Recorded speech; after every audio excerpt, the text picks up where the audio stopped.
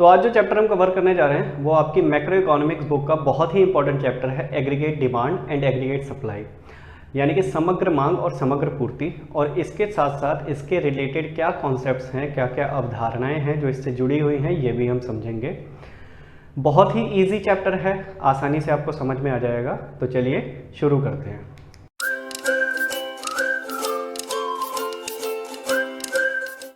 तो दो तीन पॉइंट्स हैं जो मैक्रो इकोनॉमिक्स पढ़ते टाइम आपके दिमाग में एकदम सटीक बैठा हुआ होना चाहिए, रटा हुआ होना चाहिए। एक तो क्या कि जब भी हम मैक्रो की बात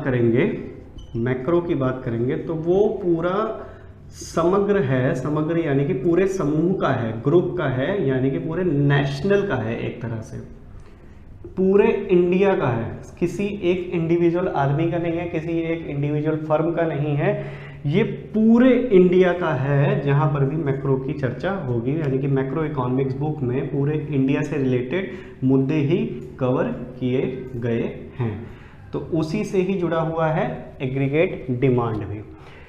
एग्रीगेट को हिंदी में कहते हैं समग्र, यानी कि समूह का, और डिमांड यानी कि मांग। माइक्रो चैप्टर में आपने पढ़ा था मांग, वो था क्या, व्यक्तिगत स्तर पे, यानी कि इंडिविजुअल लेवल पे। यहाँ पर हम पूरे इंडिया की बात कर रहे हैं, यानी कि डिमांड पूरे इंडिया में कितनी डिमांड होती है सभी चीज़ों की, सिर्फ एक प्रोडक्ट की नहीं, सभी चीज़ों की। मार्केट की कितनी डिमांड है, फ़ोन की कितनी डिमांड है, खाने की कितनी डिमांड है, सोफ़ा कितना चाहिए, फ्रिज कितना चाहिए, ये सभी डिमांड को कैलकुलेट करके क्या कहते हैं, उसको समग्र मांग।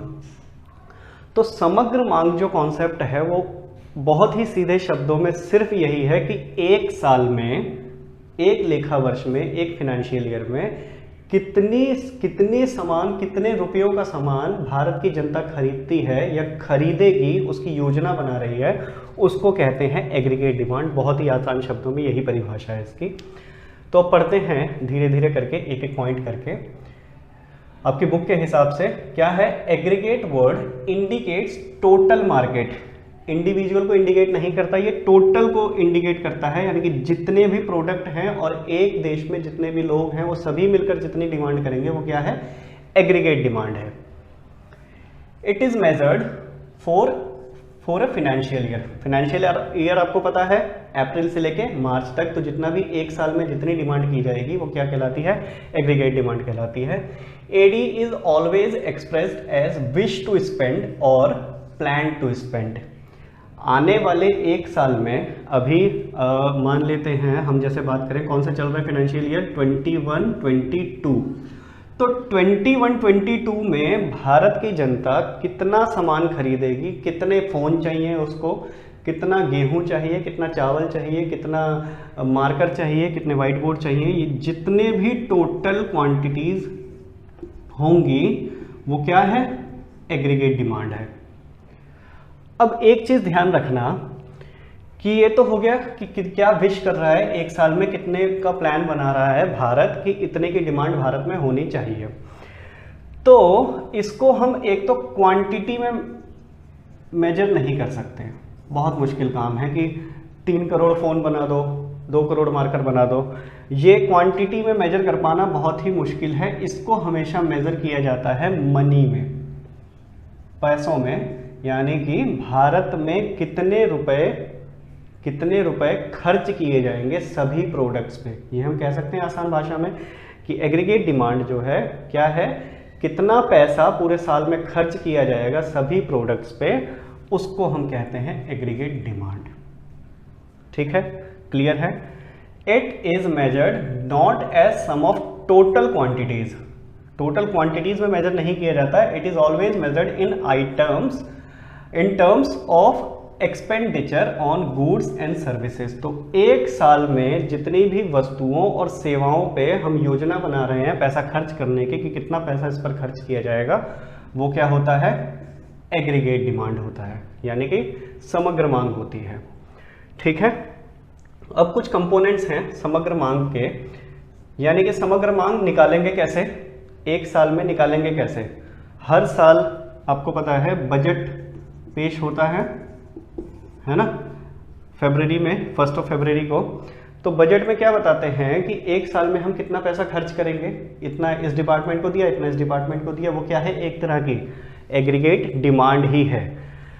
तो ये क्या है, हमेशा गुड्स एंड सर्विसेज जितना एक साल में प्लान करके खरीदेंगे वो क्या कहलाता है, एग्रीगेट डिमांड कहलाता है। अब इसके कुछ कंपोनेंट समझ लेते हैं। तो कंपोनेंट समझने के लिए 2 पॉइंट हैं, क्लोज्ड इकोनॉमी और ओपन इकोनॉमी। बहुत बार एक एक नंबर में क्वेश्चन आ जाता है ये, इसकी पर डेफिनेशन लिखने के लिए कि क्लोज्ड इकोनॉमी क्या है और ओपन इकोनॉमी क्या है। तो आसान शब्दों में क्लोज्ड इकोनॉमी वो होती है जहां पर विदेशों से व्यापार नहीं किया जाता, यानी कि जितना हमारे देश में प्रोडक्शन हो रहा है सिर्फ उसी का ही उपभोग कंजप्शन किया जाएगा। क्लियर है? यहां पर क्या नहीं होता, फॉरेन एक्सचेंज नहीं होता, सिर्फ अपने देश में ही एक्सचेंज होता है। या फिर एक और भाषा में क्या कह सकते हैं इसको, इंपोर्ट और एक्सपोर्ट नहीं होता, है ना, आयात और निर्यात नहीं होता बंद अर्थव्यवस्था में। और खुली अर्थव्यवस्था में आयात और निर्यात होता है, विदेशों से व्यापार हम करते हैं। तो जिस भी अर्थव्यवस्था विदेशों से व्यापार होगा वो क्या है, खुली अर्थव्यवस्था। तो भारत क्या है, एक खुली अर्थव्यवस्था है। और ग्लोबलाइजेशन के दौर में, वैश्वीकरण के दौर में बंद अर्थव्यवस्था नहीं है, एक भी नहीं है, ये सिर्फ कल्पना मात्र है। कल्पना मात्र है ये कि एक बंद अर्थव्यवस्था भी हो सकती है, क्योंकि पहले के ज़माने में होता था ऐसा कि अपने ही देश में व्यापार कर रहे हैं सिर्फ, लेकिन ग्लोबलाइजेशन वैश्वीकरण के दौर में सभी खुली अर्थव्यवस्थाएं ही हैं। तो बंद अर्थव्यवस्था को 2 भागों में बांटा है, एक होता है 2 सेक्टर इकोनॉमी और एक होता है 3 सेक्टर इकोनॉमी। अब ये क्या होता है, हर एक अर्थव्यवस्था में, इकोनॉमी में, जैसे इंडियन इकोनॉमी का ही एग्जांपल लें तो कौन कौन पैसा खर्च करेगा, तो जो हाउस होल्डर्स हैं वो पैसा खर्च करेंगे, यानी कि पारिवारिक लोग जो हैं, आप, मैं, आपके पड़ोसी, जो घर का सामान खरीदते हैं, कुल मिला के घर के लिए निजी चीज़ें खरीदते हैं, वो क्या है, एक हाउस होल्डर्स हैं। तो हाउस होल्डर्स जितनी चीज़ें कंज्यूम करेंगे, पैसा जितना खर्च करेंगे, एक तो वो, और दूसरा होता है कि वो इन्वेस्ट करेंगे, जितनी भी आमदनी आई या तो उसको खर्च कर लिया जाएगा या फिर उसको इन्वेस्ट कर दिया जाएगा, सेव कर लिया जाएगा। ये हो गए 2 कंपोनेंट्स। कौन कौन से, एक तो निजी क्षेत्र के लिए, प्राइवेट सेक्टर्स के लिए, और कुछ होते हैं खर्चे जो गवर्नमेंट करती है। गवर्नमेंट भी खर्चे करती है, सड़कें बनाना, नालियां बनाना, सरकारी नल लगाना, स्कूल्स खोलना, ये क्या है, गवर्नमेंट के खर्चे हैं। तो गवर्नमेंट भी कुछ खर्चे करती है और कुछ इन्वेस्टमेंट भी करती है। तो 2 सेक्टर इकोनॉमी है जहां पर गवर्नमेंट नहीं होती, सरकार का कोई रोल नहीं होता, कंजप्शन सिर्फ प्राइवेट लोग ही करते हैं और इन्वेस्टमेंट करते हैं। तो इकोनॉमिक्स में इसको कहते हैं 2 सेक्टर का। अगर पूछा जाए कि कौन कौन से कंपोनेंट्स होते हैं तो उसमें 2 कंपोनेंट्स होते हैं, सी और आई। सी इंडिकेट करता है कंजप्शंस को, यानी कि उपभोग को, और कौन सा उपभोग, प्राइवेट सेक्टर्स, हाउस होल्डर्स, आपकी किताब में यही लिखा हुआ है। तो हाउस होल्डर्स जितना भी कंजप्ट करते हैं, उपभोग करते हैं, पैसा खर्च कर देते हैं, उसको कहते हैं सी। और हाउस होल्डर्स जो पैसा बचा लेते हैं, सेविंग कर लेते हैं, इन्वेस्ट कर देते हैं, उसको कहते हैं क्या, आई। तो आई इंडिकेट करेगा हाउस होल्डर की सेविंग को और सी इंडिकेट करेगा हाउस होल्डर के कंजप्शन को। ये हो गया 2 सेक्टर। ऐसे ही 3 सेक्टर इकोनॉमी में गवर्नमेंट इंक्लूड हो जाती है बस। तो सी हो गया हाउस होल्डर के कंजप्शंस, आई हो गया हाउस होल्डर के सेविंग, और जी हो गया गवर्नमेंट के एक्सपेंडिचर यानी कि कंजप्शंस और गवर्नमेंट की सेविंग। इन दोनों का जोड़ या फिर इसको इंडिकेट जी ही करता है। तो सरकार जहां पर ऐड हो जाएगी वो हो जाती है 3 सेक्टर इकोनॉमी। क्लियर है यहां तक? और ओपन इकोनॉमी में क्योंकि हम इंपोर्ट एक्सपोर्ट भी करेंगे तो विदेशों से व्यापार और ऐड हो जाता है इसमें। C is for what, consumption of householders and investment of householders, government के इन्वेस्टमेंट और गवर्नमेंट के खर्चे, जी। और एक्स माइनस एम यानी कि नेट एक्सपोर्ट कहते हैं इसको। नेट एक्सपोर्ट यानी कि शुद्ध निर्यात हमने कितना किया, कुछ माल भेजा होगा कितने रुपयों में और कुछ माल हमने यहाँ पर मंगाया होगा, तो उन दोनों को जोड़ घटा के जितना भी पैसा आता है उसको कहते हैं एक्स माइनस एम। अब यहाँ पर जो भी ये लिखा हुआ है सी प्लस आई प्लस जी एक्स माइनस एम, इनको किस चीज़ में मेजर करेंगे, इनको किस चीज़ में मेजर करेंगे? मनी में, मुद्रा में, क्वांटिटी में नहीं। यानी कि 1 लाख करोड़ रुपए का कंजप्शन किया हाउस होल्डर्स ने, 2 लाख करोड़ रुपए की सेविंग की हाउस होल्डर्स ने, 3 लाख करोड़ रुपए का गवर्नमेंट ने एक्सपेंडिचर और सेविंग किया, और ऐसे ही करोड़ों में इंपोर्ट किया, एक्सपोर्ट किया। तो इन सभी को जोड़ घटा के खुली अर्थव्यवस्था, बंद अर्थव्यवस्था। अब आपकी बुक में जो है वो है सिर्फ 2 सेक्टर इकोनॉमी। हमें जो पढ़ना है वो 2 सेक्टर इकोनॉमी के ऊपर ही पढ़ना है, यानी कि बंद अर्थव्यवस्था है, और वहां पर 2 ही कंपोनेंट्स हैं, हाउस होल्डर खर्च करने वाले और हाउस होल्डर ही बचाने वाले। गवर्नमेंट का कोई रोल उसमें नहीं होता। यहां तक क्लियर हो गई सारी की सारी बात। अब बढ़ते हैं आगे। एग्रीगेट डिमांड होता क्या है? अब आप एक निजी व्यक्ति की तरह सोचो, अगर आपकी इनकम ज़ीरो है, ज़ीरो मान लेते हैं, आप 1 भी रुपया नहीं कमा रहे हो, तब भी कुछ ना कुछ तो एक्सपेंस करोगे, रोटी तो खाओगे ही जिंदा रहने के लिए। ऐसे ही सरकार का होता है, यानी कि पूरे नेशनल का भी होगा, कि नेशनल यानी कि पूरे राष्ट्र में 1 भी रुपए की इनकम नहीं हो रही है, तब भी कुछ ना कुछ डिमांड या कंजप्शन रहता ही है। सी क्या है यहाँ पर? कंजप्शन है। कंजप्शन मतलब कि इतने का उपभोग कर रहे हैं, और वाई है यहाँ पर आय, इनकम, येल्ड कहते हैं इसको, YEILD, येल्ड। तो ये आय है और ये कंजप्शन है। एग्रीगेट डिमांड का बिहेवियर हमको समझना है, किसकी हेल्प से समझेंगे? शेड्यूल की यानी कि टेबल की हेल्प से और कर्व की हेल्प से। पेपर में अगर क्वेश्चन आएगा कि बिहेवियर लिखो एग्रीगेट डिमांड का, तो हमें इस तरह का एक टेबल बना के कर्व बनाना पड़ेगा। तो यही समझ लेते हैं, ये एक टेबल है, Y indicates I and C indicates consumption. तो जब आय 0 है तब भी कंजप्शन 30 है। इसका क्या मतलब है कि हमें अपने जीवन के लिए, रोजमर्रा की जरूरतों के लिए कुछ बेसिक नेसेसिटी की चीजें चाहिए ही चाहिए। रोटी को तो आदमी खाएगा ही, तो 30 रुपए की रोटी खा रहा है, चाहे इनकम 0 ही है। कहां से लाएगा ये पैसा? कर्ज मांग कर लाएगा, सीधी सी बात है। अब जैसे जैसे आय बढ़ती है, डिमांड भी बढ़ती है। डिमांड कब बढ़ेगी?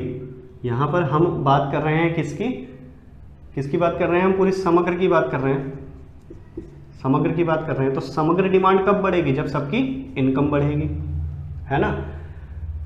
एक माइक्रो इकोनॉमिक्स में हमने पढ़ा था कि डिमांड का प्राइस के साथ रिलेशन पढ़ा था, ठीक है, कि जब प्राइस कम होगा तो डिमांड बढ़ेगी, क्योंकि वहां पर हमने पढ़ा था एक इंडिविजुअल वस्तु के लिए, गुड के लिए।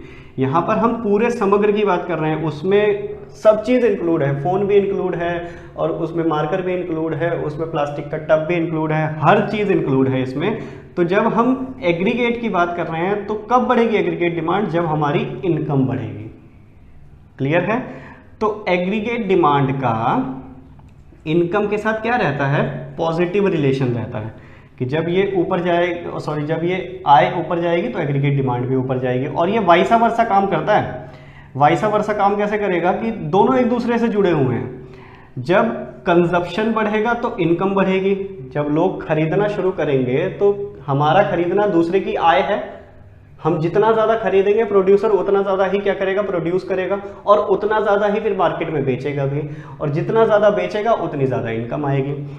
तो कंजप्शन जितना बढ़ेगा इनकम उतनी बढ़ेगी, इनकम जितनी बढ़ेगी उतना ही कंजप्शन बढ़ेगा। ये वाइसा वर्सा चलते हैं, दोनों एक दूसरे की कॉम्प्लीमेंट्री हैं, ये पूरक हैं ये। तो यही यहाँ पर बता रहा है कि आय जब 0 थी, कंजप्शन मिनिमम कुछ था, C था, 30 था वहाँ पर। जब इनकम बढ़ी तो कंजप्शन बढ़ गया, 35 हो गया। थोड़ा तो कंजप्शन बढ़ाएंगे, चीज़ें एडिशनल भी खरीदने लग जाते हैं, अब बेसिक नेसेसिटी से ऊपर उठेंगे, टीवी खरीद लेते हैं घर के लिए। फिर 40 हो गया तो हमारे कंजप्शन भी 40 हो गया। फिर धीरे धीरे एक ऐसा लेवल आता है कि हमारी इनकम ज़्यादा हो जाती है और कंजप्शंस कम हो जाते हैं। जब हमारी इनकम उस लेवल तक पहुंच जाए कि हमारी लगभग सारी ज़रूरतें पूरी हो चुकी हैं, तो वहाँ पर क्या होगा? इनकम ज़्यादा हो जाएगी और कंजप्शंस कम हो जाते हैं। उसके बाद हम शुरू करते हैं सेव करना, चीज़ों को, पैसे को सेव करना शुरू करते हैं। वही है ये यहाँ पर आय, सेविंग। तो 60 रुपए जब इनकम हो गई तो हमारा कंजप्शन 45 ही रहा, बाकी का 15 क्या कर लिया हमने? सेव कर लिया, बचा लिया पैसा। ऐसे ही 80 जब हुआ तो 50 हो गया कंजप्शन, 30 बच गया, 100 पे 55, 120 पे 60। एक लेवल ऐसा आता है जब है इनकम हमारी जीरो और कंजप्शन कुछ ना कुछ मिनिमम रहता है। फिर एक लेवल आता है जब कंजप्शन और इनकम दोनों बराबर हो जाती हैं, और उसके बाद इनकम हमारी ज़्यादा हो जाती है और कंजप्शन कम हो जाते हैं। ये है रिलेशन किसका, कंजप्शन और इनकम का। अब यही हमको ग्राफ पे देखना है। ग्राफ इसका बहुत आसान है, सिर्फ रटना है ग्राफ को, क्योंकि इसमें ज़्यादा दिमाग लगाने की ज़रूरत नहीं है। रट के ऐसे ही बना के चले जाओगे, पूरे नंबर मिलेंगे। क्या है, इस बुक या फिर इस वाले टू सेक्टर इकोनॉमी के हिसाब से हम हमेशा ये मान लेते हैं कि सेविंग रहती है कांस्टेंट है। यानी कि यहाँ पर अगर हमने 15 रुपये बचाए हैं तो 15 रुपये ही बचाएंगे आगे भी, चाहे एक्स्ट्रा जो भी पैसा है उसके बाद हम मान लेते हैं कि सेविंग यहाँ पर कांस्टेंट है बिल्कुल। तो ग्राफ में भी यही दिखाया गया है, X axis Y axis, X axis पे लिया हुआ है इनकम, वाई एक्सिस पे लिया हुआ है एग्रीगेट डिमांड। तो सेविंग का जब भी हम ग्राफ बनाएंगे तो सेविंग का ग्राफ बिल्कुल फ्लैट जाता है, क्योंकि क्या माना है इस वाले टू सेक्टर इकोनॉमी में या इस चैप्टर के हिसाब से कि सेविंग रहती है कांस्टेंट। तो सेविंग का ग्राफ हमारा बिल्कुल सीधा जाएगा हमेशा, 10 थी 10 ही 10 आगे तक। और जब हम इनकम का ग्राफ बनाएंगे तो एक यहाँ से 45 डिग्री का कोण बनाता हुआ सीधा बना लेंगे, ठीक है। जब इसको ऐसे आप मैप करोगे 0 40 60 80 20 20 20 के गैप में, तो ऐसा ही बनेगा ये। तो ये क्या हो गया, वाई का ग्राफ हो गया। आपको दिमाग लगाने की जरूरत ही नहीं है, ये रट लो कि सेविंग का ग्राफ कैसे बनाना है, बिल्कुल सीधा बनाना है। और जब हम इनकम का ग्राफ बनाएंगे तो बिल्कुल सीधा 45 डिग्री पे बना देंगे, कुछ नहीं करना। और अब कंजप्शन का ग्राफ देखते हैं कैसा जाएगा। तो कंजप्शन क्या है, जब ये 0 है इनकम तो ये 20 है, फिर उसके बाद कितना हो गया 30 40 20 30 20 35 सॉरी, तो ये 35 है तो ये 20 है, फिर ये 40 40 बराबर हो गए। फिर नीचे यहाँ पर आ गया कितना 60 45, यहाँ पर है फिर 80 50, ऐसे करके यहाँ से शुरू हो गए और ऐसे इंटरसेक्ट करता हुआ ऊपर चला जाता है सी का ग्राफ। तो एक लेवल तो ये है जहाँ पर कंजप्शन इनकम से ज़्यादा है, एक लेवल पे फिर बराबर हो जाती है, उसके बाद कंजप्शन क्या हो जाता है, नीचे आ जाता है और ऊपर चला जाता है इनकम। तो ये जो बीच में गैप है यही क्या है, सेविंग है ये। तो ये है एग्रीगेट डिमांड, ठीक है। अब हमने समझ लिया एग्रीगेट डिमांड, अब हम समझते हैं एग्रीगेट सप्लाई। ये भी बहुत ही छोटा सा और आसान सा कॉन्सेप्ट है। क्या है ये एग्रीगेट सप्लाई? सबसे सीधे शब्दों में प्रोड्यूसर्स जो हैं हमारे देश के, एक इकोनॉमी में, एक अर्थव्यवस्था में, वो प्रोड्यूस करेंगे चीज़ें और सप्लाई करेंगे चीज़ें, मार्केट में उनको बेचेंगे। क्यों? क्योंकि उनको इनकम कमानी है, ठीक है। अब इसके भी कुछ अजम्पशंस हैं जिस पर ये रूल काम करता है। तो क्या है वो अजम्पशंस, और ये अजम्पशंस क्यों लिए गए हैं? तो एक महान अर्थशास्त्री थे केन्स। केन्स ने ये माना कि हमेशा एक एक्सेस कैपेसिटी इस रूल के हिसाब से, जो ये रूल यहां पर पढ़ेंगे अभी हम, कि एक इकोनॉमी में एक्सेस कैपेसिटी ऑलवेज अवेलेबल रहती है। ये एक्सेस कैपेसिटी क्या है कि अगर डिमांड बढ़कर 1000 रुपए से 2000 रुपए हो गई तो हमारे पास 2000 रुपए का प्रोडक्शन करने के लिए चीजें अवेलेबल है। इसको और एक आसान तरीके से समझ लेते हैं। इतना बड़ा जमीन का टुकड़ा है, अब कोई भी एक घर में 10 किलो गेहूं को चाहिए उसको उपभोग करने के लिए, ये इतनी चाहिए उसको। अब उसकी अगर घर में 2 बच्चे और आ गए, 2 चिल्ड्रन आ गए उसके घर में, तो उसकी क्या बढ़ जाएगी, डिमांड, कंजप्शन बढ़ जाएगा। तो वो कंजप्शन एक्सेस करने के लिए उसके पास एक्स्ट्रा ज़मीन होनी चाहिए कि उसको बढ़ा के इस पर ज़्यादा गेहूं की डिमांड अपनी पूरी कर लेगा। तो केन्स ने ये माना कि एक इकोनॉमी में हमेशा एक्सेस कैपेसिटी रहती है कि अगर हमारी डिमांड बढ़ जाए तो हमारी सप्लाई भी बढ़ जाएगी। और प्रोड्यूसर हमेशा तैयार रहता है प्रचलित कीमत पर, जो प्राइस चल रहा है मार्केट में, उस प्राइस पर सारी की सारी चीज़ें अपनी सप्लाई करने के लिए तैयार रहता है। ये केन्स ने माना। अब जितना वो मार्केट में सप्लाई करेगा उतने का ही लोग सामान खरीदेंगे, है ना। जब वो सारी सप्लाई करने के लिए मार्केट में तैयार है, और वो कब सप्लाई करेगा, जब डिमांड होगी, ठीक है।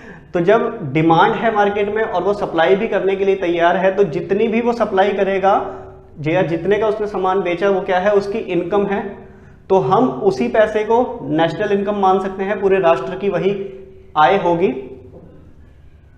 ठीक है ना, कि जितना उसने सामान बेचा और जब वो सप्लाई करने के लिए रेडी है, यानी कि मार्केट में डिमांड है उतने प्रोडक्ट की, उतने पैसों की, तभी वो मार्केट में सप्लाई कर रहा है। और मार्केट में जब सप्लाई करेगा, उसको बेचेगा, तो जो पैसा आएगा वो क्या है, उसकी इनकम है।